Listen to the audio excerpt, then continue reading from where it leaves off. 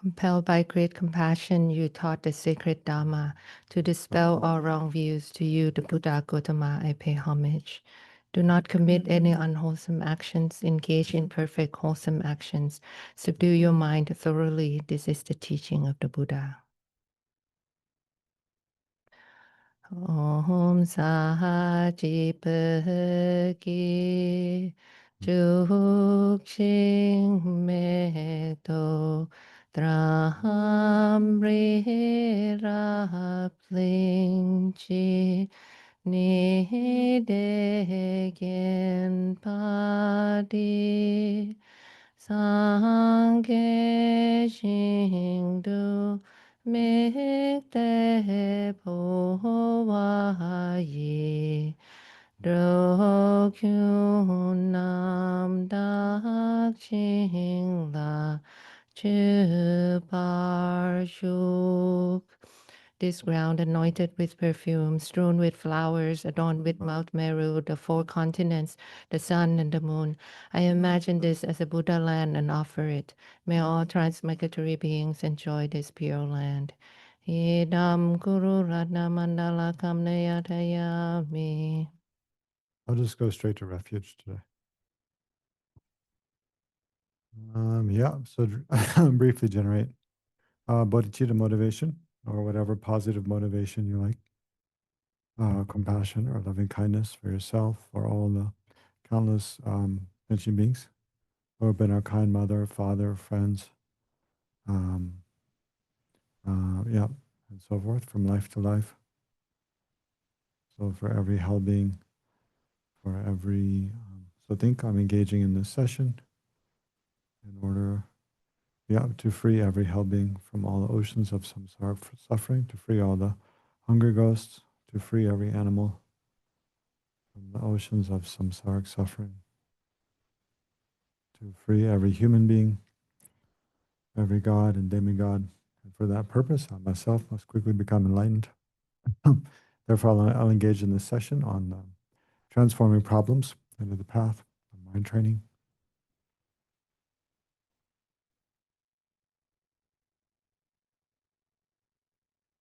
And then I go for, yeah, and then for guidance in doing and accomplishing this, then I turn my attention with faith to the Buddha, Dharma, Sangha.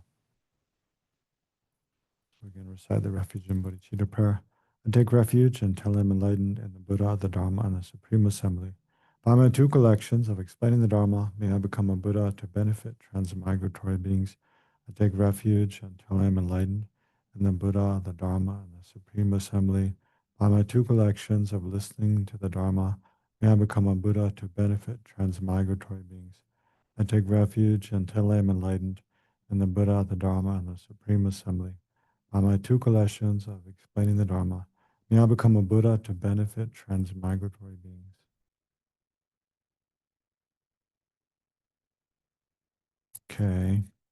Okay, let's get started. So, yeah, so we'll continue.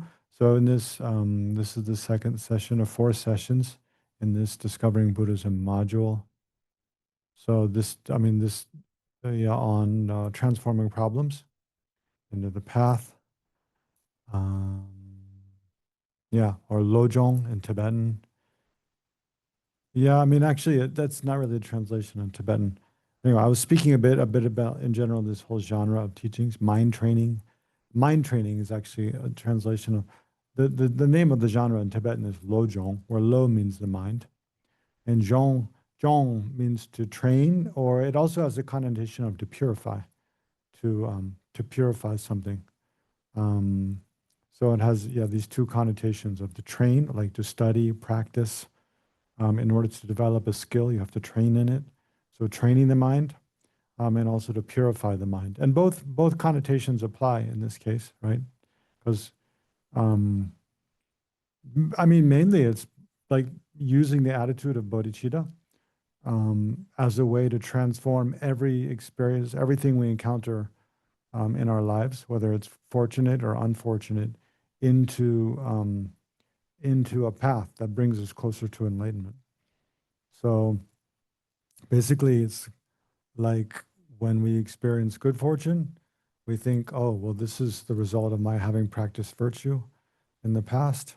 So, so by recognizing that, then may I continue to practice virtue in the future, and therefore increase my stores of merit and positive karma and come closer to enlightenment. And just as I enjoy this good fortune, may all sentient beings enjoy good fortune. For that purpose, I must become enlightened. And then when we have unfortunate experiences, miserable experiences and setbacks, and other people, belittling us or harming us in different ways, then we think, oh, this is the result of my own negative karma from past lives. And not only do I suffer like this, countless other sentient beings suffer like this and much worse.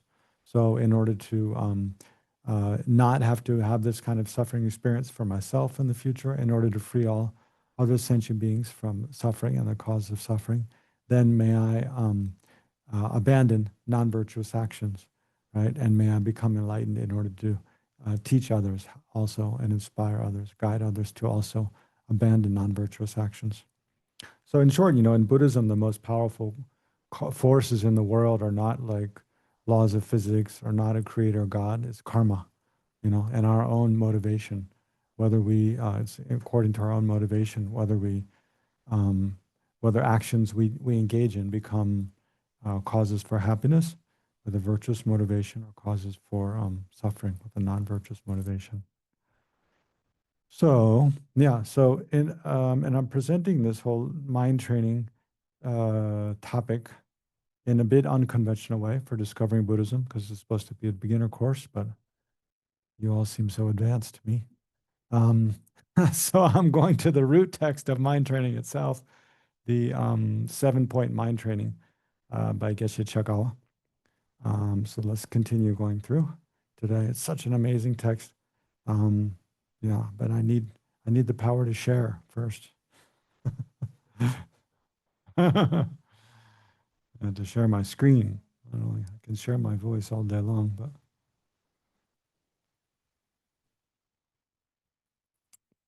okay. I think it's there now, right? There we go. Okay, here we go. So I know I said last week I would send you this text, and I just forgot. I just got busy with other things, and then I was just kind of being lazy, and I forgot. So I promise that we'll send it out within the next few days. Yeah, so this is the root text.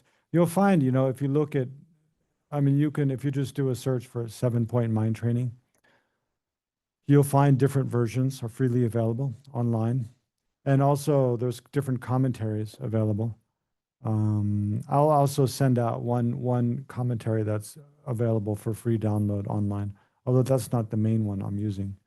The main commentary I'm using, actually, I'll just show you. But I have to remember what page I'm on, so I come back to 111.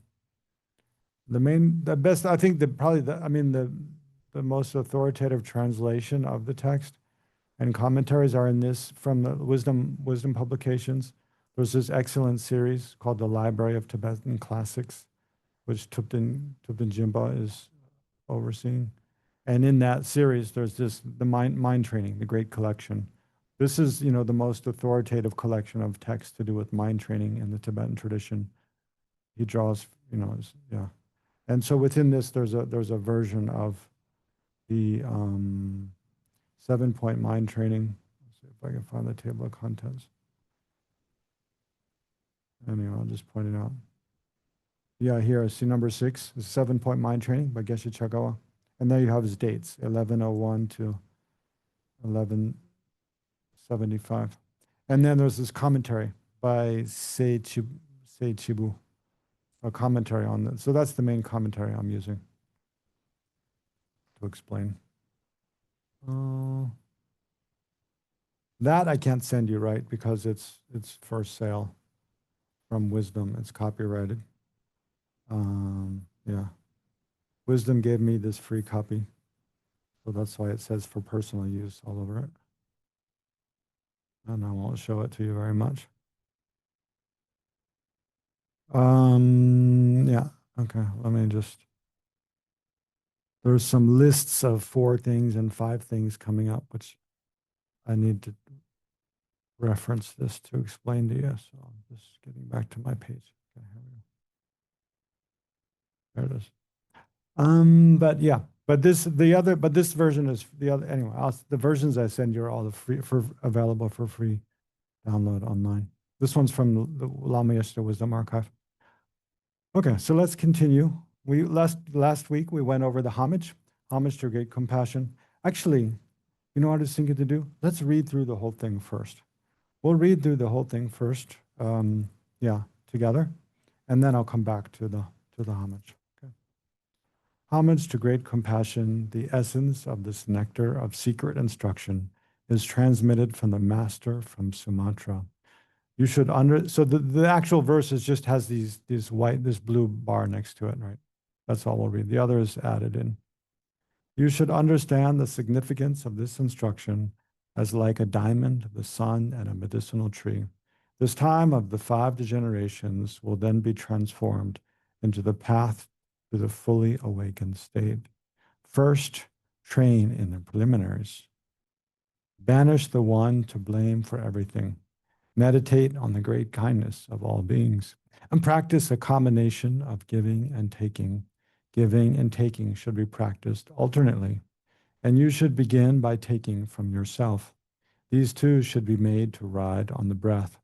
Concerning the 3 objects, 3 poisons, and 3 virtues, the instruction to be followed, in short, is to be mindful of the practice in general by taking these words to heart in all activities.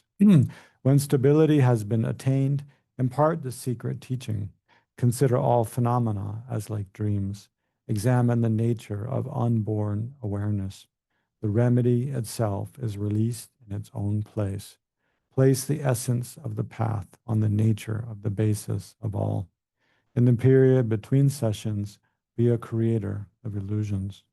When the environment and its inhabitants overflow with unwholesomeness, transform adverse circumstances into the path to enlightenment. Apply meditation immediately at every opportunity. The supreme method is accompanied by the 4 practices. In brief, the essence of the instruction is to train in the 5 powers. The 5 powers themselves are the great vehicles, precept on the transference of consciousness. Cultivate these paths of practice. Integrate all the teachings into one thought. Primary importance should be given to the 2 witnesses. Constantly cultivate only a peaceful mind. The measure of a trained mind is that it has turned away. There are 5 great marks of a trained mind. The trained mind retains control even when distracted. Don't, and then this is the commitments of mind training. Don't go against the mind training you promised to observe. Don't be reckless in your practice. Don't be partial. Always train in the 3 general points. Transform your attitude, but maintain your natural behavior. Don't speak of others' incomplete qualities. Don't concern yourself with others' business. Train to counter whichever disturbing emotion is greatest. Give up every hope of reward. Avoid poisonous food. Don't maintain misplaced loyalty. Don't make sarcastic remarks. Don't lie in ambush. Don't strike at the vital point. Don't burden an ox with the load of a zo. Don't abuse the practice. Don't sprint to win the race. Don't turn gods into devils. Don't seek others' misery as a means to happiness.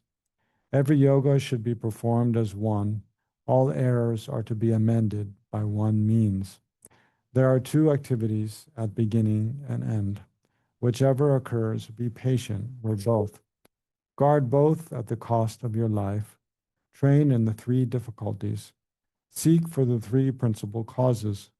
Don't let 3 factors weaken. Never be parted from the 3 possessions. Trains constantly without partiality. Value an encompassing and far-reaching practice. Train consistently to deal with difficult situations. Don't rely on other conditions. Engage in the principal practices right now. Don't apply a wrong understanding. Don't be sporadic. Practice unflinchingly. Release investigation and analysis. Don't be boastful. Don't be short-tempered. Don't make a short-lived attempt. Don't expect gratitude. Lots of advice and a few words, no? Yeah, so many don'ts. Yeah, don't do this, don't do that. Yeah. Okay, so last week, yeah, we went over this. Homage to great compassion, the essence of this nectar of secret instruction is transmitted from the master from Sumatra. Remember, he's a Buddhist master who lived in Sumatra. Atisha's main teacher. Atisha's main teacher. So now we go on with this. Revealing, so there's these subheadings. Actually, before I explain those two, I want to explain, it's a 7-point mind training. So what are the 7 points, right? We'll just read through these they're numbered here as these subheadings. So the first, explaining the preliminaries as a basis for the practice. Then 2, the actual practice, training in the awakening mind, or bodhicitta, awakening mind. 2, the actual practice. Then 3, transforming adverse circumstances into the path. And that's where this, like, the title for this module, Transforming Problems, comes from this. Transforming adverse circumstances or problems into the path to enlightenment. Then 4, the integrated practice of a single lifetime. 5, the measure of having trained the mind. So what's the measure? Like, how do you know when you've trained the mind well? What's the measure of having, trained the mind? And then 6, the commitments of mind training. So if you really want to engage in this practice, these are kind of precepts you try to uphold, the commitments you try to practice all the time. Well, commitments, yeah. I guess there you see, yeah. Anyway, I'm not sure what's the difference between commitments of training the mind and the precepts of mind training. They're pretty similar. Anyway, I'll look it up and get back to you. Okay, so those are the 7 sections. When we talk about the 7-point mind training, basically it's like 7 headings under which different aspects of the mind training are presented.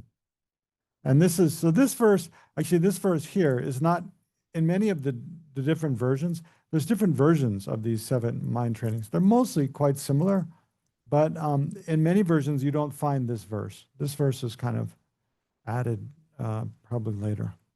Anyway, it's talking about the benefits, revealing the features of the doctrine to engender respect for the instruction. So it says, you should understand the significance of this instruction as like a diamond, the sun, and a medicinal tree. This time of the 5 degenerations will then be transformed into the path to the fully awakened state. So it's saying you should understand the significance of this instruction. So remember, this instruction is all based on the attitude of bodhicitta, which is based on great compassion. So the mind that sees the suffering of countless sentient beings, and then wishes to free all sentient beings from suffering, and takes upon oneself a sense of personal responsibility to do so, and then aspires to achieve enlightenment, or becomes determined to achieve enlightenment for that purpose. So that's the essence of the instruction. And so understand this mind of bodhicitta, great compassion, is like a diamond, the sun, or a medicinal tree.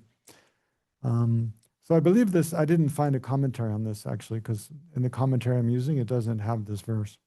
But usually bodhicitta is explained like a diamond, in that just as, even if we have a very small piece of a diamond, it's something very precious, right? So if we're someone impoverished, like we're beings in samsara, we're like poor, we're impoverished. We're stuck in a cycle of suffering, taking rebirth, experiencing old age, sickness, and death, again and again, under the control of afflictive emotions and karma.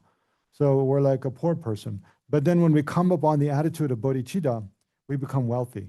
It's like finding a diamond, that if you have the attitude of bodhicitta, because then you can transform everything you experience in samsara into a path to enlightenment. If you experience it with bodhicitta, when I have good fortune, may this become a cause for me to become enlightened, in order to free all sentient beings. When I have misfortune and I'm miserable, may this also become a cause for me to become enlightened, in order to free all sentient beings from suffering. So just by having that attitude of bodhicitta, it's like finding a diamond. Then you're wealthy. And then it's like the sun, and the sun dispels darkness. So imagine darkness is like something that obscures our ability to see clearly. And it's like the afflictive emotions, in short, anger, attachment, ignorance. They're all like darkness that clouds the mind, or fog. Like here, you can think like a fog that clouds, makes it cold and damp, and can't see anything in the morning. And then when the sun rises, it immediately clears away the darkness, and here it like burns away the fog. So it clears away, and then that's like it eliminates the afflictive emotions. Like that bodhicitta, this mind of great compassion and bodhicitta, when the more strongly it burns in your mind, it clears away all the afflictions. And then like a medicinal tree, a medicinal tree, which yeah, think of a good example, like maybe a tamarind tree. Um, or yeah, I don't know, it's a good medicinal tree. Anyone have a good medicinal tree candidate? An apple tree, yeah, it's kind of a medicinal tree. Anyway, the idea of a medicinal tree is like the leaves, not only the leaves, but even the bark, even the wood, even the roots themselves. Every part of it is medicinal. They all have some efficacy to relieve some kind of sickness or suffering. What? Eucalyptus tree. Okay, sure. Yeah, eucalyptus. Yes. Yeah, eucalyptus oil is really good, no? Yeah. Yeah. So, yeah, like eucalyptus tree. So, like that, the mind of bodhicitta, every aspect of the mind of bodhicitta, it has the efficacy, it has the potency or the power to relieve some form of suffering. So, like that, as a diamond, like the sun in the medicinal tree, this um, this time of the five degenerations will then be transformed into the path of the fully awakened state. So this is talking about this time in which we live.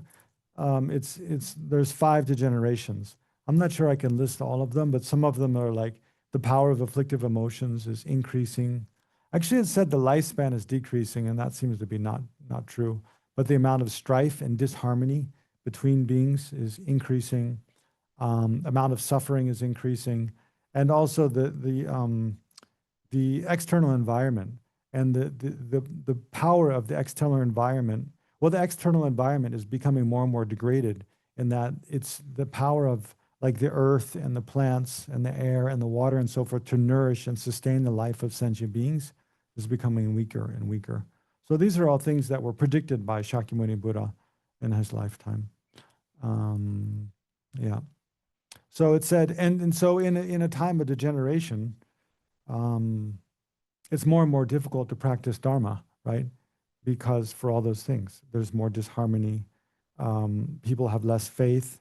They have less, wish to support those who, devote their lives to spiritual practice.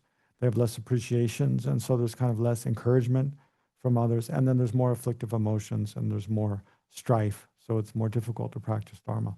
So it's especially important then in a time or an environment or situation, which is not really like Silicon Valley is not really like that. No, it's quite difficult. And here it's kind of difficult to practice Dharma because things are so nice. No? And why come and hang out in CKSL when you can go like walk in a park or go have a nice meal with your friends? Oh yeah, OCBC. Why come and hang out in OCBC? Thank you. Oh yeah, when you can go, so many other pleasant things to do. But this time of the five degenerations will then be transformed into the path to the fully awakened state. And that's what I was talking about there. Okay. So then first train in the preliminaries. Yeah, and that's it. That's all. The root text, that's all it says. But actually, the preliminaries are mainly, let's see, I think one of the other versions maybe lists them. Yeah. I'll send you these different versions because some of them have different things. Yeah, here are the lists. You can see, right? Okay. So these are the main preliminaries here. First train of the preliminaries. So this is notes added by Pabonka Rinpoche. Says this involves contemplating the significance and rarity of life as a free and fortunate human being, contemplating impermanence and death, thinking about the causes of results of actions, and thinking about the vicious nature of psychic existence. So, yeah. So what it's saying is basically like this, that, I mean, this is all stuff that's preliminary to meditating on bodhicitta. No, basically it's talking about developing the realizations of the small and middle scopes of the path. Um, so, the realizations of the small scope, thinking about our precious human life, impermanence and death and karma, it engenders, it reduces attachment to the appearances of this life and the pleasures of this life. Whereas the fourth one listed here, thinking about the suffering of samsara as a whole, it reduces attachment to all the pleasures of samsara, not just of this life. So in short, though, the idea is to think that we need to contemplate as a preliminary to practice mind training and practicing bodhicitta. On the one hand, how incredibly fortunate we are to take rebirth as a human. Like if it's really the case that, when we die, that we take rebirth afterwards, which of course I believe, but, I'm trying to make those of you who don't believe that more comfortable. But if it's really the case that we take rebirth after we die, and then like what control do we have where we take rebirth? Then according to the Buddhist view, we can take rebirth, even though we're a human being now, when we take rebirth, that's not necessarily that we'll take rebirth as a human in next life. If we have a preponderance of negative karma, and especially at the time of death, if we have a disturbed state of mind, a negative state of mind, like we die with anger or resentment, or strong attachment, like to sense pleasures, or something like that, like a very negative, just an afflictive emotion, basically, is prominent in our mind, then it's very possible that that can ripen karma to take rebirth as an animal, or as a hungry ghost, or even as a hell being, right? And then if we take any of those rebirths, it's almost impossible to practice dharma. Because as an animal, your intelligence is very, very dull, so you can't. It's difficult to contemplate. What the Buddha taught is difficult to understand or practice what the Buddha taught, because of the dullness of the mind and the limitations of the mind. Whereas if we take rebirth as a hungry ghost or hell being, we just have so much suffering. As a hungry ghost, you're continually weak and kind of famished. As a hell being, you have intense forms of physical and mental anguish. So there's no space to practice dharma. Just as you can see with beings, other human beings, compared to other human beings, that we read about in the news or even can see on the street, those who, suffer from depression, schizophrenia, other mental illness, post-traumatic stress disorder, and then are addicted to drugs and alcohol, or those caught in war zones, or those born in areas where there's, it's just very, very difficult to find enough to eat and drink.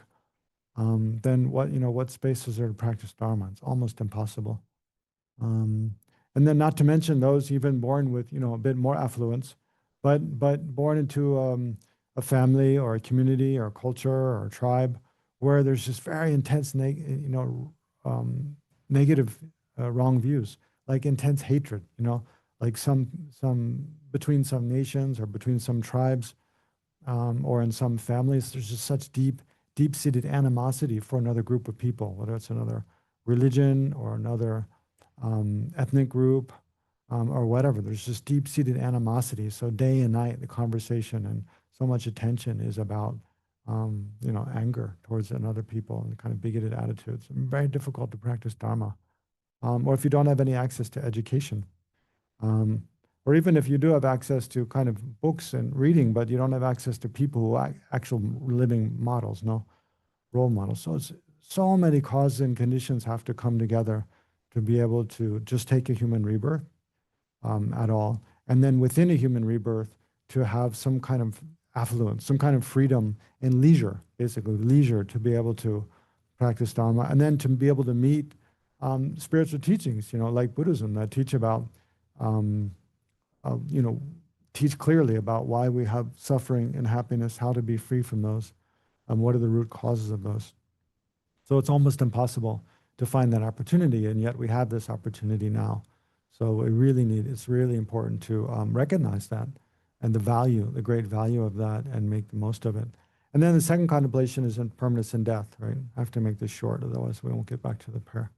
But in short, though, this opportunity won't last forever. No, life, it doesn't last long, and at the longest, maybe 100 years. But it's not certain. We could die, we could die today, tomorrow, next month, next year. It's not certain whatsoever when death will come. So if we want to do something that's deeply meaningful to us with this life, we need to do that now, like as soon as we can, before time runs out. And then understanding. But if we want to, one of the things we most instinctively want to do with life is to be happy and create causes for happiness for ourselves and for others. So to understand that, we need to understand, correctly, well, how do we actually create causes for happiness? And the main thing is to engage in virtuous actions, right? So understanding the law of karma, of cause and effect, how we create virtuous karma, positive karma, non-virtuous or negative karma, and how that leads to our own experience of happiness and suffering, then is essential kind of knowledge to make the most of this life. Not to mention, of course, an altruistic attitude to use one's life to benefit others. And then the fourth contemplation here is the suffering of samsara in general.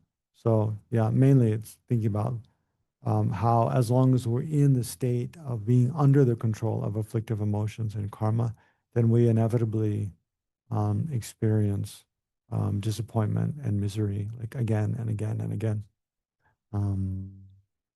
Yeah, so we have the suffering of change, pervasive compounding suffering.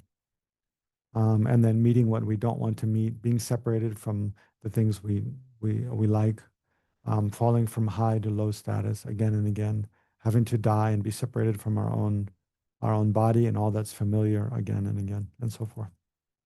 So those are the preliminary contemplations.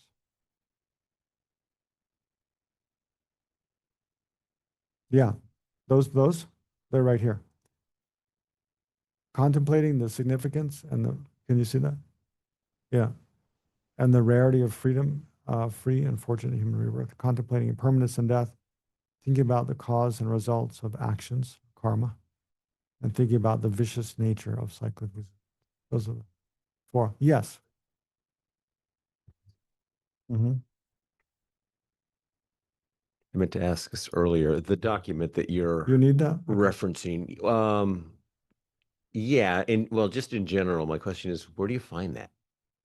Is this something that's In your email box tomorrow. Oh, okay. Okay. Haha. Yeah, well, it's on But yeah, yeah, there's different sources. I mean, the root text is the 7-point mind training. right. Yeah, you can find different versions in different places.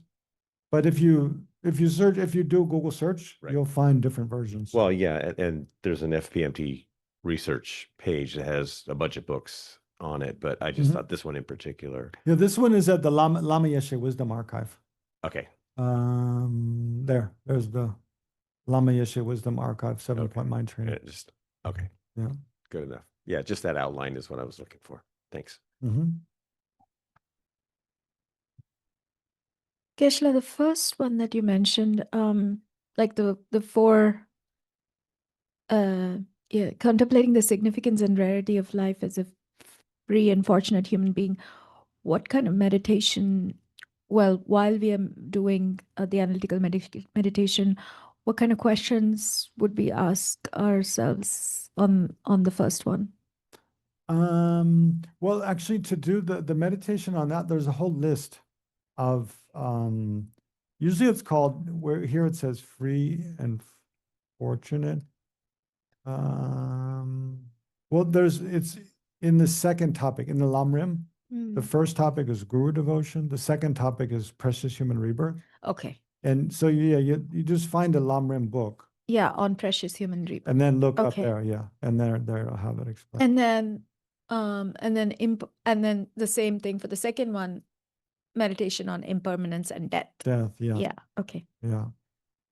And then the third one is all about karma.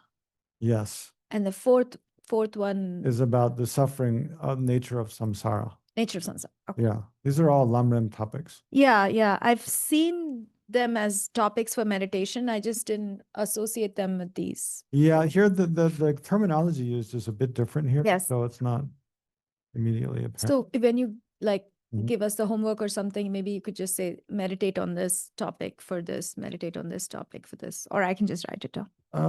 Yeah, because this is all things that have been covered in earlier modules of DB. Yeah. So I won't give that as homework. Thank you. Yeah.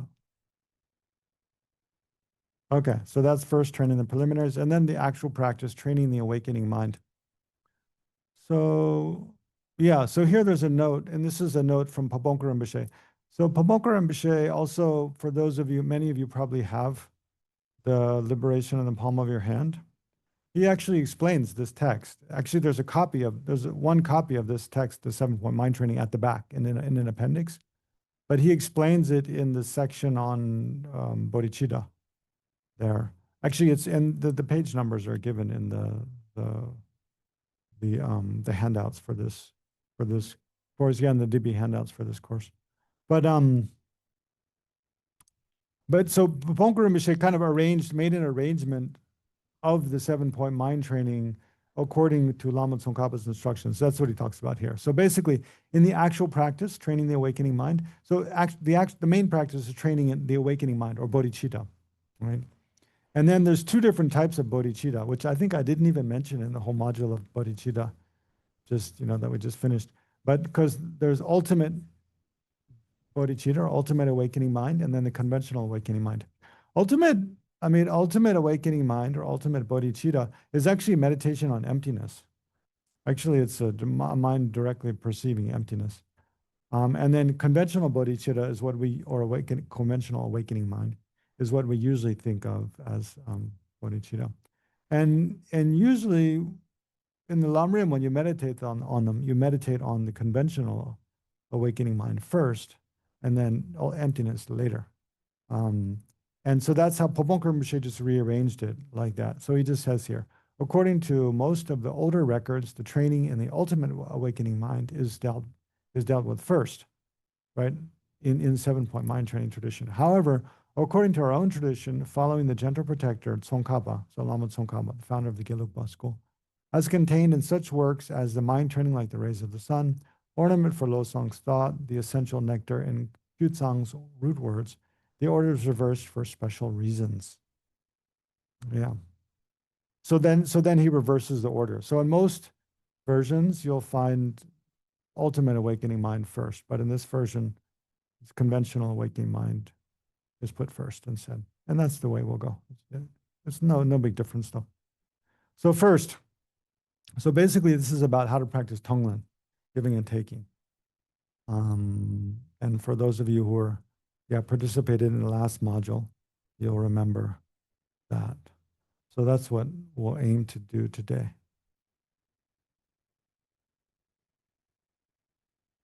In the next hour. Banish the one to blame for everything. Meditate on the great kindness of all beings. Practice a combination of giving and taking. Tonglen, right? Tong is giving, len is taking. So giving and taking. Giving and taking should be practiced alternately. And you should begin by taking from yourself.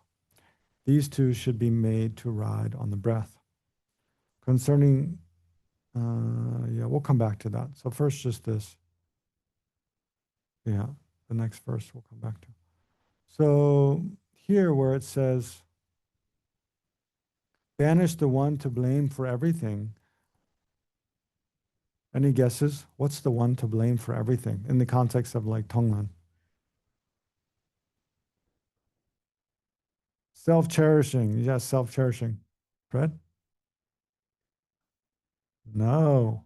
Internalities. Yes.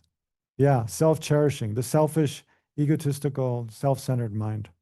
That's the one to blame for everything.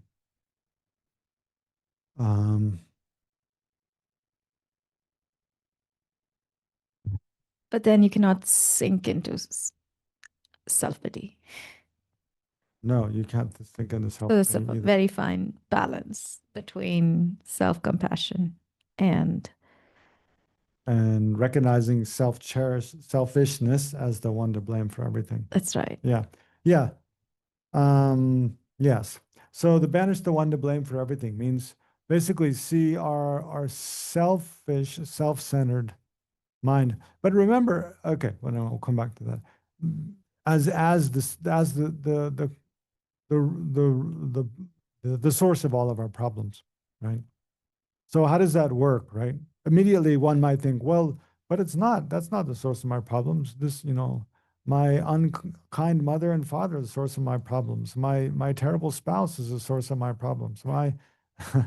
The inflation is the source of my problems. All the terrible politicians and the big corporations are the source of my problems. Yes, but yeah, but ultimately, like, why do we experience any harm? So the Buddhist view is not that it arises. It's like the will of a creator God, which is probably not, most of you don't think, but it's also not that it's just bad luck, but rather, anything arises through the force of non-virtuous karma, negative karma that we created. So while we might think, yeah. So like, for example, the family we're born to, if we feel like, our family is terrible, well, it was our karma to be born to that family. If we end up with a terrible spouse, that was also our karma.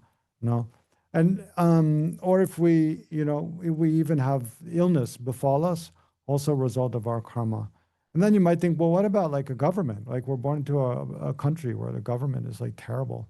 Well, it's a collective karma of the people. Why were some people born there and other people not? Also, a result of their karma. So, and our karma, all of the non-virtuous karma we create we create through the force of by having anger, and then engaging in actions, having attachment, engaging in actions, being ignorant about what are the long-term repercussions of our own actions, and thereby treating other people in a way that we ourselves wouldn't want to be treated, thinking that we can get away with it, or it's justifiable because we have, bigoted attitudes, very kind of racist or whatever kind of deeply biased attitudes against others, and so we justify harmful actions in different ways. So, Question. I mean, this is a big question, for our own contemplation. Think about all the different times we've harmed others. We've engaged in harmful actions which we later regretted. Like, were we motivated in any of those instances? Were we motivated by selfish concern, or by concern for others, for others' welfare? Almost universally, it looks like, it was selfish. We're thinking primarily about what we liked or disliked or what we wanted to do, not genuinely concerned about others. Yeah, one big exception might be like kind of when just causes, like if we're have kind of moral outrage on behalf of a certain group of people. But even then, the selfish concern can be like, well, on behalf of all these people that I care about, that I consider worthy of my care, then I do something to harm others that I feel like are harming this group. This is still a type of selfish concern. Selfish concern doesn't mean necessarily just for yourself alone. It can be on behalf of those you identify with, my children, my family, my group, in different ways. I have a question, Yeah. Venerable. This is something very important to check in our own contemplation. Is it true that that my own selfish attitude and egotistical attitude is to blame for all of my own suffering? Yeah, maybe that's enough said about that. We could spend a whole session just on that. Can I get in a question? Can you hear me? Banish the one. So the whole point of Tonglen then is to banish this selfish attitude and replace it with an altruistic attitude, caring about others. Meditate on the great kindness of all beings, right? So instead of being so obsessed with what we want and we like, rather generate gratitude, meditate on the kindness of others. here, meditate on the great kindness of others. It doesn't mean just meditate on how other people have been nice to me. All right, Celestine, I just see your hand. I'll come. All right, Celestine, why don't you go ahead and ask? Well, this is a good juncture to ask. Thank you. Can you hear me? I can. Okay, good. So it says the source of all my problems is basically anything through the force of negative karma. And then you talked about a collective karma, and I'm thinking about racism, slavery. These are all negative things. So can you tell me how that idea, that belief, is related, can be applied to racism, slavery, and all the things that happen in a way of othering people in a society? Well, what's the othering people? Can you? I'm not. People who are different, like racism, like what people are Right. going through right now, with Mexicans in America, and the racism with Black people, and any oppressed person, any oppressed nationalities, or I don't like to use the word race because it's a social construct, but let's say nationalities and skin tones and those kinds of things. Mhm. Yeah, I mean, basically, it's like it's in the Buddhist view. I mean, the karma. It's basically in terms of. So we're talking about on the side of negative karma that we create. Things happen in cycles. So basically, it's like what goes around comes around. You know, Mhm. you experience it's kind of, and it's similar to the golden rule, like in Christianity. You experience the results of the type of experience you cause others to have, right? So Mhm. we treat others in certain ways. And in this life, I mean, the reason it's so hard to see how karma works is because we're always looking at half of the circle and we can never see the whole circle, right? So when we, but the idea is that we treat others in a certain way, sometimes helpful, sometimes harmful. And Mhm. in the long term, like we experience the same, right? That Mhm. we treat others in a helpful and kind way. In the long term, we also, experience that. If we treat others in a harmful way, in the long term, we experience that.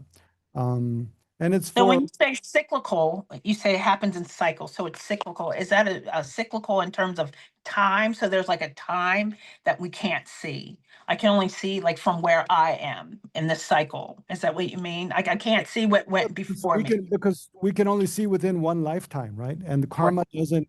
We both experience the results of karma. Like the most of the karma that we experience the results of in this lifetime, we've created in past lifetimes. So we can't see the karma we created that we're experiencing, right? Right. And then So most my of the karma understanding we now is that create in there's this lifetime, we only experience the results of that in a future lifetime. future lifetime. So let's just call it a collective racism, right? Yeah, And so in this point in time, in my existence, that racism is caused from some negative negative virtues in a past life, negative karma, negative karma. negative karma in a past life that I can't see what happened. Yeah, Okay. yeah. And so it's like this. I know because I'm from the point of view of, when we feel like we're totally unjustifiably being harmed by others or the victim of harm by others, then it's very difficult. And especially if we're not, if like the idea of karma, that we create the karma for that, that's a very difficult situation to be in, where we feel like we're unjustly experiencing harm and suffering. Yes. Then to be told, like if it's Mhm. not part of our worldview, it's very Mhm. unskillful to tell someone, oh, that's your karma, right? That Mhm. I would never do, right? But Right.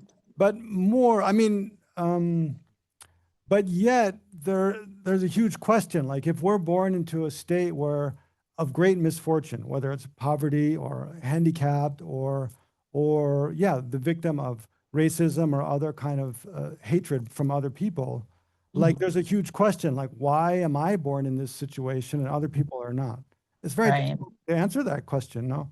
Yeah. Yes. And so when we look at like, okay, a person who seems totally innocent and they're born into this situation where they experience a lot of harm, right, at the hands of others, like, Mhm. but that, yeah, then it seems totally unfair, right?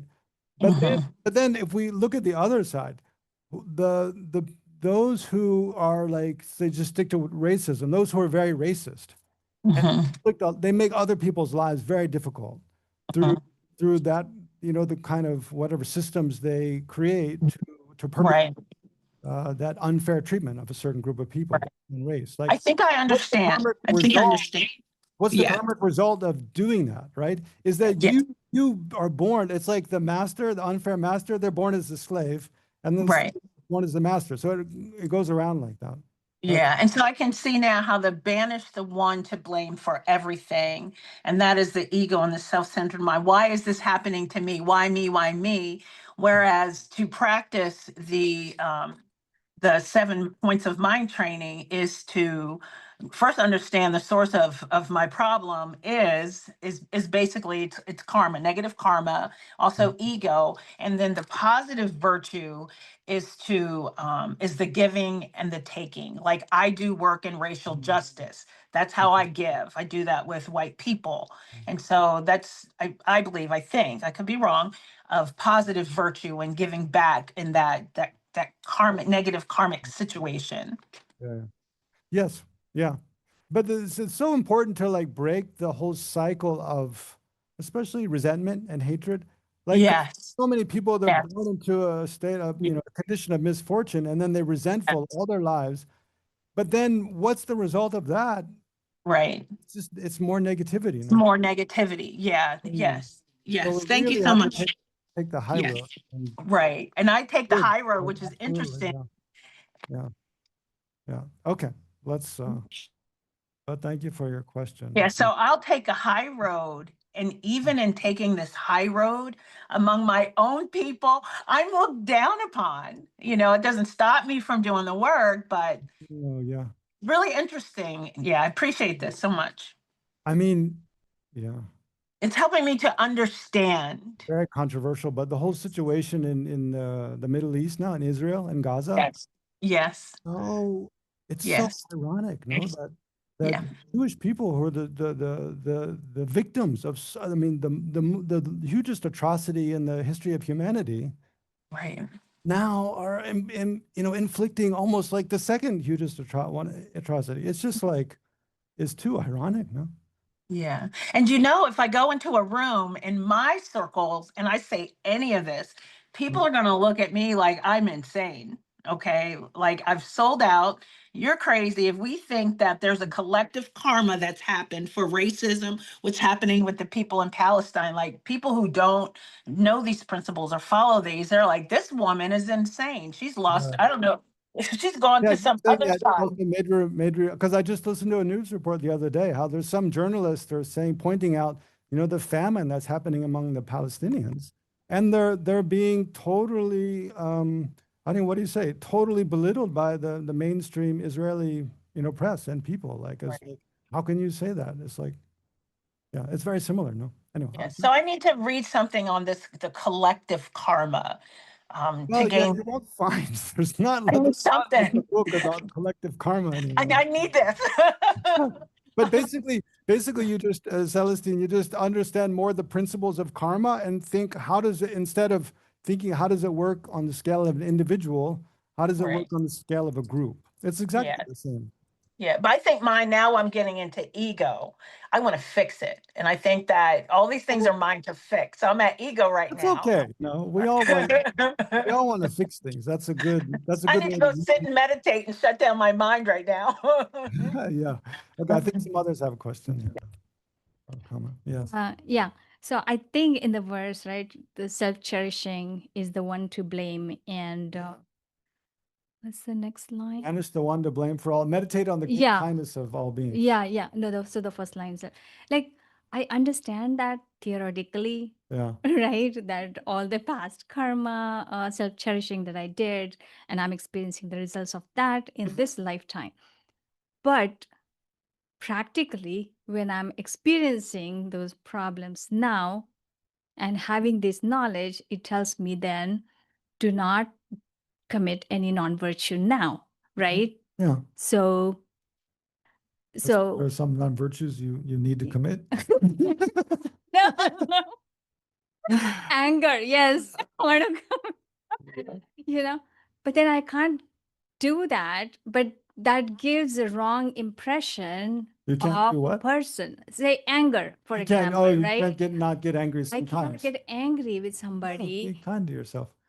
It's okay. I mean, there's But no, then that just because you represent that- understand this doesn't mean we can change immediately. It's like, Right. No, but what I feel is that some of these teaching, like many of these teachings are practical, and that's why I'm drawn to Buddhism. But some of the things are not practical, and then that Yeah. confuses me. Oh. I understand theoretically, Hold but I can't apply because then that gives a misrepresentation of myself. Then the people are not in equal fields, so it gives more power to other person. It just becomes weird. You know what I'm saying? The last part I didn't catch, but the part about seems impractical. Think when you were 10 years old, you're a 10-year-old girl in Mumbai. Did you think it would be practical? You would be living in Silicon Valley, working, where you work, driving a car and like attending a Buddhist center? Like, no, all of that would seem kind of, if someone told you that's what you'll be doing in, 20 years or something, all of that would seem completely impractical, right? And yet it's happened. Mhm. Why? One little step at a time, right? Then you can do things you never thought you'd be able to do, right? That's Yeah. the basic. But so I think I'm just debating between the theory and practice. I understand it. I would like to follow it, but if I follow it, I won't survive in the Oh, world. oh, I see. need to be able to have some power to express my anger, my No. conflict. But no, you have to express not anger, because remember, anger was intention to harm. You can express kind of like what's a situation where you feel like I have to express anger, like at work and one of your Somebody somebody said something that managing- was completely incorrect. Yeah, you right? can be, But you just can- because they are at a higher state, they get more power. yeah, and then And then they express more angry words, and I can't say much because there could be repercussions. There could yeah, be but that's not to do with Buddhism. That's just to do with the power dynamics in your office, right? yes, but how? But then maybe Buddha needs to teach me how to nicely present myself without committing the non-virtue, or maybe I need to learn that. Right? I'm not That's what sure. you're saying. You're saying just don't express anger, but you can stand up for yourself. Yes, that's what I'm saying. Yes. Okay.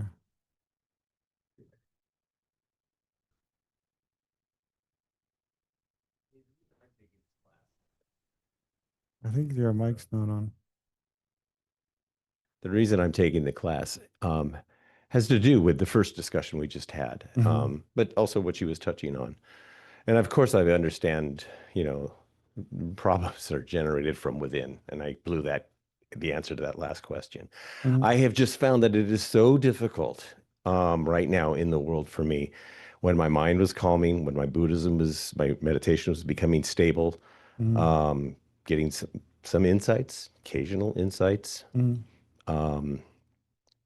And then all of this has happened in the last 9 or 10 months. And particularly the fact, as the other woman was saying, the racism that's going on in the world and how, the world, but in the United States, and seeing it practiced out systematically and where does this go? Do we even know? And how bad will it be? So then my mind starts thinking about things. It's ruminating on how bad this can be. And it gets to be cumulative because then it creates the anger to want to lash out and to fix things. And there's a way of doing that. That's basically what we're talking about with her. It's you can fight back, you can and you can push back, and I get that. it's just been so hard to calm myself in the midst of all of this. As a Mexican, as a Hispanic, and seeing this going on. Yeah. And I want to do more. And sometimes I'm just saying, damn it, I want to get off the mat and do more. And And you can. I know, Nobody's saying, no, I you know. got to. But it's just this burning anger that I have, just this like But warrior in another life or something. If you get angry at something, don't get angry at the other person. Get angry at the afflictive emotions in their mind. No? That's the thing. Because why is anyone harm? Why do we harm others? Because our minds are deluded in that moment. Does that mean we're fundamentally bad people? Like, no. The same with other people. Like, I mean, and someone can be very deluded, like their entire life, from not from quite from birth, but from soon after. Yeah. I mean, nobody's really terrible person like at 6 months old, right? It mostly not. Some have very bad tendencies, even possible. But why? Just like we harm other people because of afflictive emotions in our mind, ignorance, anger, selfishness, and mainly the one to blame for everything, selfishness, selfish concern. You look at the people, other people who inflict harm, whether in politics or anyway, why are they doing that? Because selfishness in their mind, not caring about, and what? Because they don't have a sense of the great kindness of all beings. So if we want to get angry at something, get angry at the afflictive emotions in that person's life. I understand. And that is a valid, in a way, it's like that's what you want to destroy. Yeah. We don't want to destroy the other people. We want to destroy the afflictive emotions in their mind. Well, that's the tough. Because if we destroy the other people, like they're part of us, we're part of them. We're destroying ourselves in the long run. We're going to be together. We're going to meet them again and again and again. Well, yeah, and that's war, and you don't want to go there, yeah. and you don't want to go there. But but that's the part is Buddhism believes everybody's good. And there's Buddha from within everybody. That's the part I'm having trouble with because at times I think yes, it's the afflictive mind, but these people. Some people, not all, but there are some truly evil people out there. Buddhism doesn't believe everybody's good. It believes everybody has the potential to be good. Good distinction. That potential cannot be destroyed. Right. Yeah, people can be, everybody's good. It sounds like everybody does good things all the time. Right. But actually, some people do bad things all the time. Right? Right. But that's also a temporary state. That's looking at mainly one life. Or even it could be a whole string of lives. But it's not always that way. All of that is temporary. So there is no. So the potential to be good is indestructible. There's no truly evil person in Buddhism. No. There's no such thing as evil. Not like from their cause is evil. Their actions are evil. They'll always be evil. No, that's not possible. Because the basis of being a person is having a mind, right? Having consciousness. And the mind is not fundamentally evil because it's clear and knowing. Right? Just like a mirror. No, there's no mirror. Well, I don't know, mirror maybe the analogy, but there's no mirror that has a fundamentally ugly reflection in it. It just has temporary reflections. None of them are fixed in the mirror. In the mind of a person, a mind is fundamentally clear and knowing. The mind has the ability to know and can know anything, right?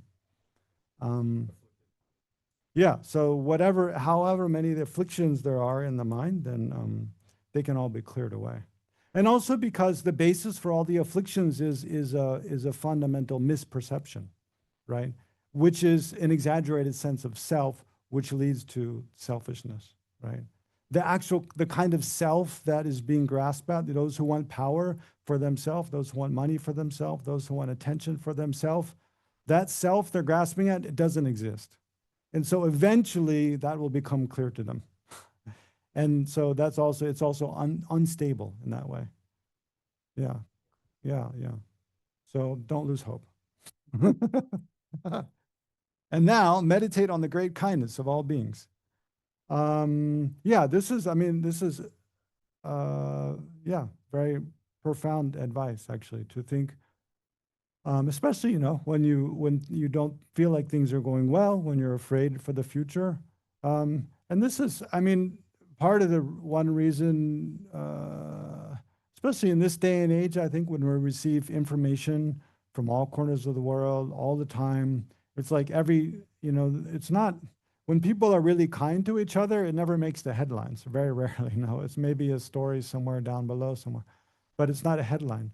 Almost never, no. It's when there's, what makes the headlines is the extraordinary, the out of the ordinary. What's out of the ordinary is actually being cruel to each other. What's ordinary is people being nice to each other every day. So, but when we see headlines from all corners of the world all the time, it can quickly start to look like, oh, things are just terrible. Everywhere I look, there's war and violence and poverty and hunger and misfortune. No, so so it's very important to look locally, in our own lives, in the lives of those people we know, in our local communities, and practice gratitude. Practice thinking about the kindness of others. And here, what I started to say earlier was the kindness doesn't mean people being nice to you. It means other people contributing to whatever you enjoy. If you enjoy having good health, who are all the people? And when I say people, I don't just mean human beings. It means sentient beings, other beings with a mind like us, that contribute to us having good health. It begins with, in this life, it begins with our parents giving us a human body, by conceiving us. And then, all the people who enable us to have food, which is an infinite web of, sentient beings. All those who enable us to have, shelter, electricity, education. There's everything we enjoy, basically none of it we created ourselves. We didn't create our body ourselves. We didn't create our language ourselves. We didn't create, and therefore we didn't create most of the ideas about we have about anything. We didn't create ourselves. We didn't create the air we breathe. We didn't create the earth from which our crops grow.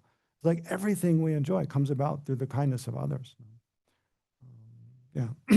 So it's important to reflect on that again and again, how incredibly kind others are to us. And again, it doesn't mean like those who produce the food that we eat, that they do so thinking, oh, may Legtsok have a good meal. No, I'm going to grow this fruit so that Legtsok can have a good apple. It's not like that. It's not like they have to intend to be kind to us, but what they do enables us to enjoy the things we enjoy. Right, that's the point. So, and it's an infinite web. Even like, the birds who eat the squirrels who eat the seeds in the pine cones of some trees, and then by that trees grow, and those trees produce oxygen, and thereby we have good air. All those things. There's so many infinite kind of things, infinite ways in which basically you can't delineate like which sentient beings have been kind to me and which haven't, because the web of interconnectedness is so, also back in time. It just goes, there's no beginning in time.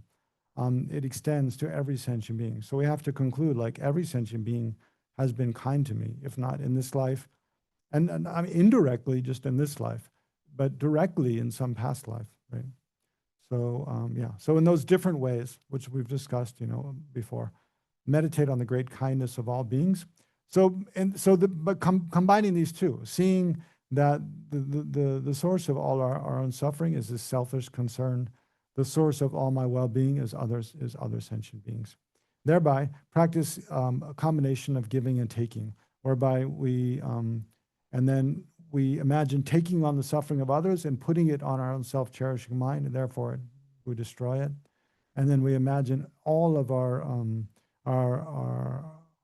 body, our possessions, and our roots of virtue, everything we enjoy, we offer to others in a form that they enjoy. So that's what it says. Practice a combination of giving and taking. Giving and taking should be practiced alternately, and you should begin by taking from yourself. These two should be made to ride on the breath, right? So at the end, we make them ride on the breath. First, we practice them alternately. Giving and taking should be practiced alternately. So usually first we practice taking, actually, and then practice giving.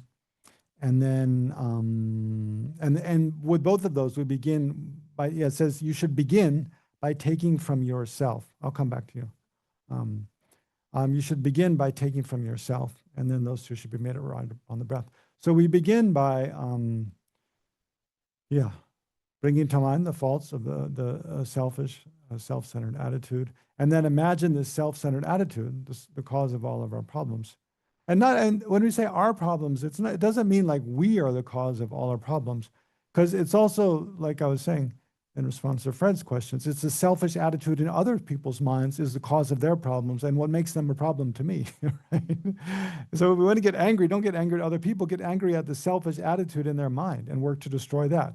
How do we destroy that? By learning how to destroy the one in our own mind, right? Then we'll know how to help them destroy theirs, right? But as long as we suffer, then it's difficult. But not to say that we don't do other things as well. But so we reflect how our own selfish attitude is the source, and selfish attitude in general is the source of the suffering of all sentient beings. But especially for us, our own selfish attitude is the one we can try to get rid of first. And then imagine that's like a black ball at your heart. And then remember the kindness of all sentient beings. And then think, in order to repay this kindness, may all of their suffering ripen upon me. And then we, in order that they be free from suffering, may I suffer in their place. And then as we inhale, we imagine drawing their suffering out from them. So start with one sentient being first, someone you care about first. And then when that's comfortable, you move on to someone who you have a neutral attitude towards. And then when you can do that quite clearly, then move on to someone that you even have dislike for, and do the same with regard to them. And then expand outwards to all sentient beings gradually. But so as we inhale, imagine drawing their suffering as it comes into us. So imagine drawing their suffering out of, and it comes out of them in the form of like black smoke or soot or something, whatever, you can use your imagination, whatever fits your mind. And then as you draw it into yourself, it becomes like a powerful laser beam or lightning bolt and strikes the self-cherishing at your heart and diminishes, and then gradually destroys it. So that's how you meditate on, but hold on, because it says, and you should begin from taking from yourself. So just to back up, because that's taking from others. So actually to begin with, you imagine your own suffering that you have the potential to experience in the future, or the suffering that you have now. You recognize how all that's come about, the suffering you experience now, and the suffering whatever suffering you might experience in the future, or you could think about the past also, if you like. But all of that comes from the selfish mind. And then as you inhale, you have compassion for yourself, wishing, may I be free from suffering. You can also meditate on your own kindness to yourself, if you like. But thinking, may I be free from suffering.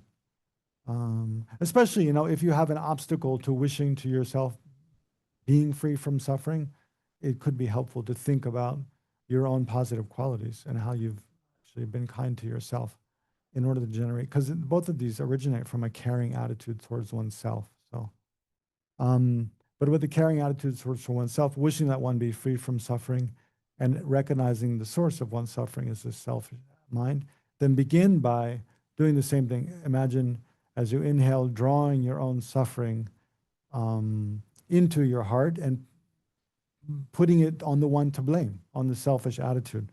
So again, it becomes like a laser beam or lightning bolt and diminishes and destroys selfish attitude. And then, then as I explained, in relation to others. Madhu, you had a question? Yeah, my question was, you should, can you go back to sorry. sharing? It's a lot.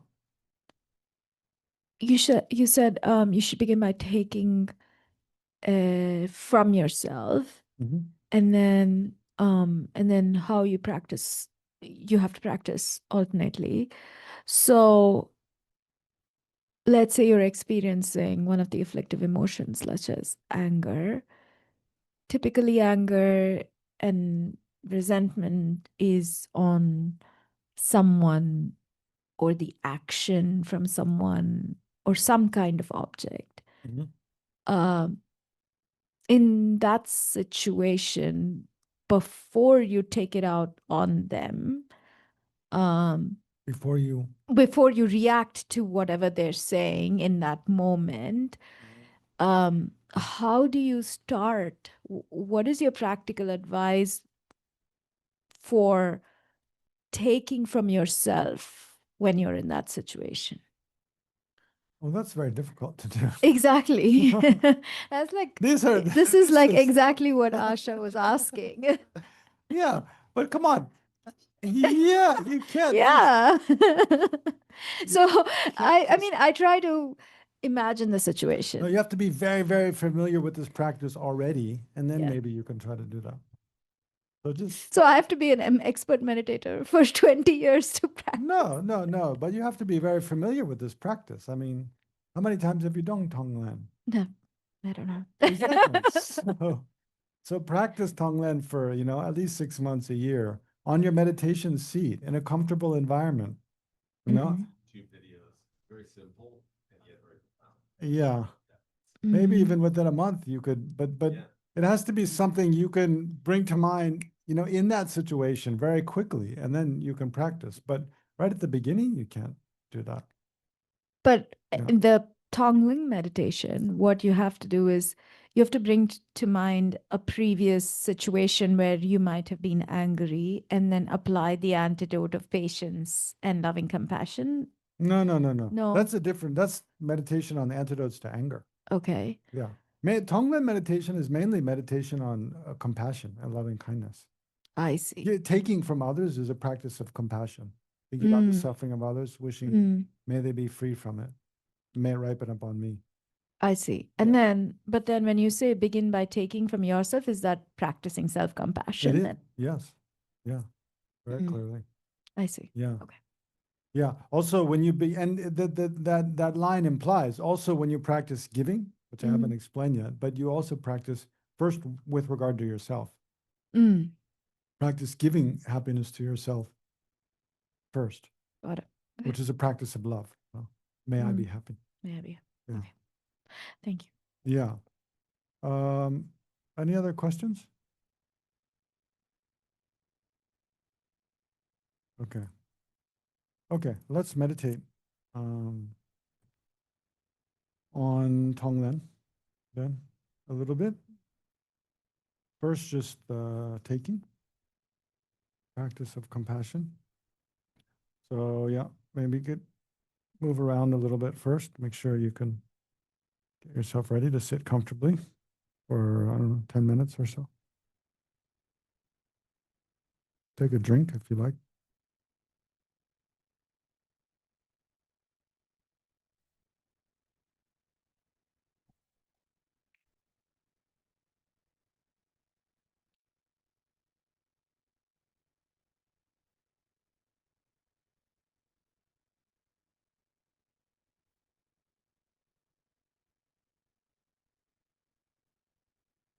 Mm.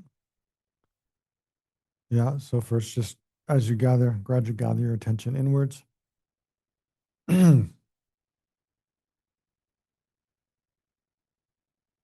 Yeah, gradually gather your attention inwards, and maybe for a minute at first, just reflect on, your own understanding of, is it true that the selfish mind, the egotistical, self-centered attitude is the one to blame for all my problems? One thing I didn't mention, because sometimes there's a bit of an obstacle to seeing this with regard to oneself, no? But if we look at others, it's a lot easier to see. But it can help, like with all the afflictive emotions, when you look at their faults, you can look at the way they arise in your own experience. So we can, one way we can think is, when have I been really totally self-centered? And did that lead to suffering or to happiness? Did it lead to good things or bad things? But then we can also think in relation to others. Is it true that,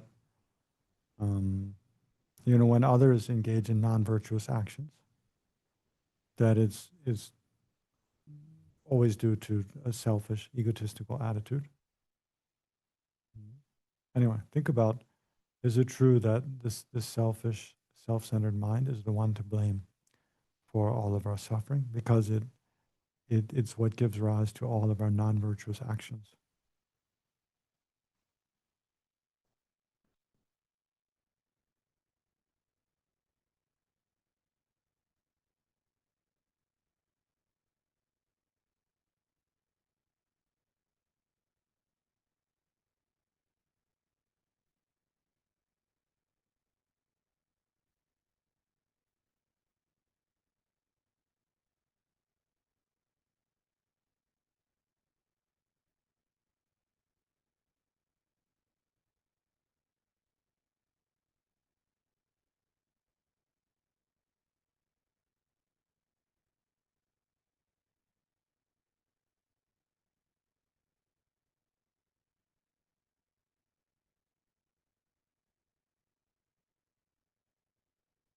Mhm. Thinking about this selfishness, because we're going to, and when we do Tonglen, then we imagine this self-centered, selfish mind as like a black ball at our heart. Yeah, like a very hard, dense black ball that's the source of all of our suffering at the heart. But, if you just look in almost like not mythology, but common representations of evil, then, yeah, that's like they're often selfish. Yeah, they're often like embodiments of selfishness. Like think about, like in Star Wars, the Star Wars movies, Darth Vader. And then I forget the one, the Dark Lord he serves. But Darth Vader is like a story of selfishness. No, Luke is trying to rescue who Darth Vader's father, rescue him from his own selfish mind, basically. Or in Lord of the Rings, there was this, I think Sauron. This kind of, I forget. Anyway, it's like they're depicted as totally selfish. Or in Harry Potter, was it Voldemort? No, also it's like a depiction of utter selfishness, not caring about others. So this is I think it's quite a universal kind of idea that, the heart of evil is just the selfish mind that doesn't care about others. So anyway, so visualize the selfish mind at one's heart. And then the second line, the gratitude on the kindness of others. Think of the kindness of, other sentient beings. Our parents, our friends, our teachers, neighbors, grandparents, extended family, and then countless those, we don't know, humans, insects, the source of all of everything we enjoy, even the Dharma, the Buddha Dharma itself.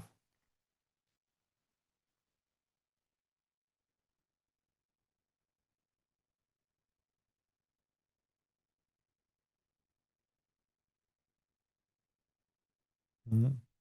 And then meditate on compassion. Compassion for oneself. May I be free from suffering. And also compassion for others. May all these other sentient beings, may they be free from every form of suffering and the cause of suffering.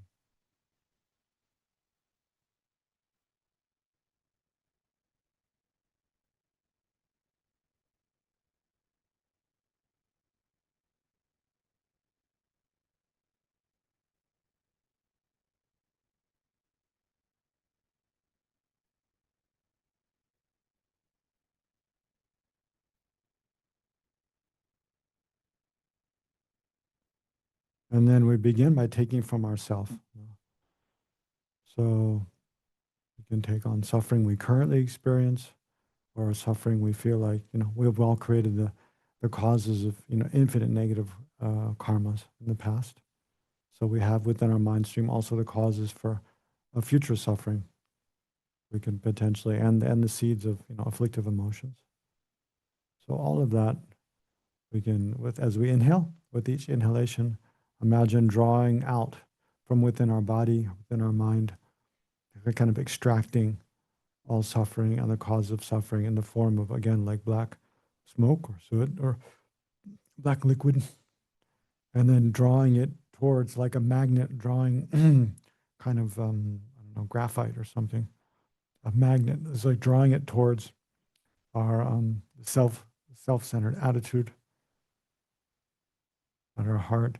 And as it comes into contact with that or comes near to that, it becomes like a powerful laser beams or lightning bolt and strikes and thereby diminishes the selfish attitude. And we become progressively more and more free from suffering and the causes of suffering now and also in the future. So meditate like that for a couple minutes.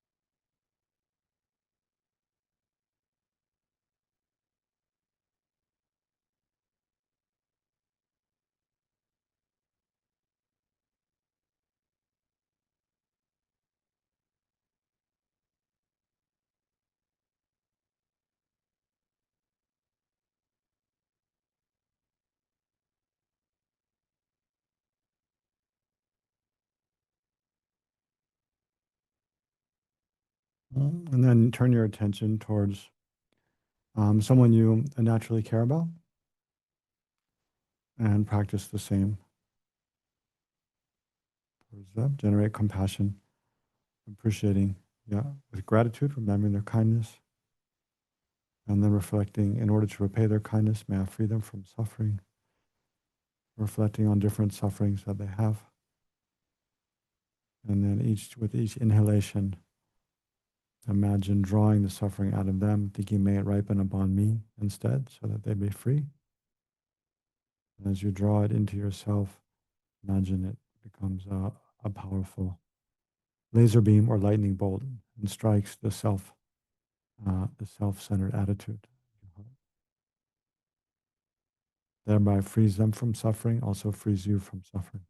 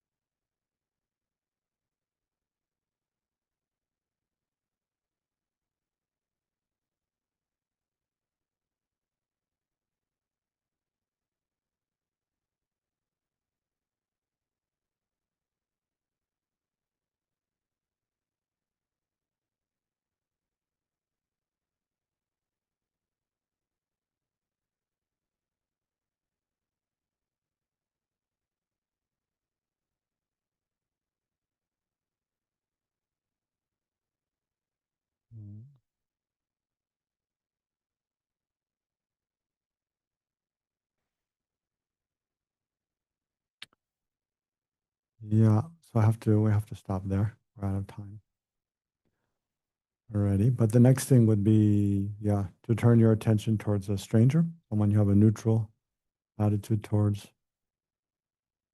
and then someone who you have an antagonistic kind of attitude towards, you tend to dislike, and then do the same regarding to them. And then would be to, and I think we'll try to pick up with this next class, is to practice giving, right? Yeah, that we'll have to do next class. But there's some meditation on love, wishing the well-being of ourselves and then wishing the well-being of others, and then visualizing by giving away our body, our possessions, our roots of virtue, in whatever form brings well-being and happiness to others.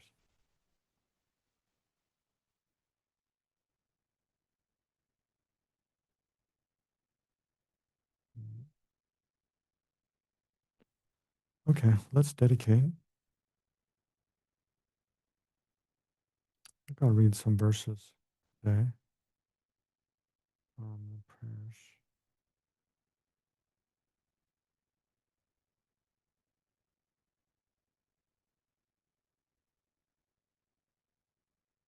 Due to this virtue, may I quickly become a Guru Buddha and lead all transmigratory beings without exception to that state. May the precious supreme bodhicitta, not yet born, arise. May that arisen not decline, but increase more and more. May the precious view of emptiness, not yet born, arise. May that arisen not decline, but increase more and more.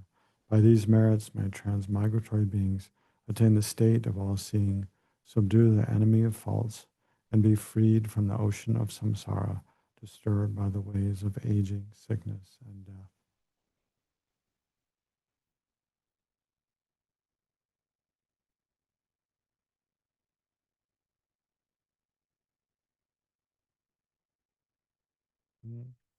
Okay, thank you all. And I really will send out these different versions of the mind training, 7-point mind training, within a few days.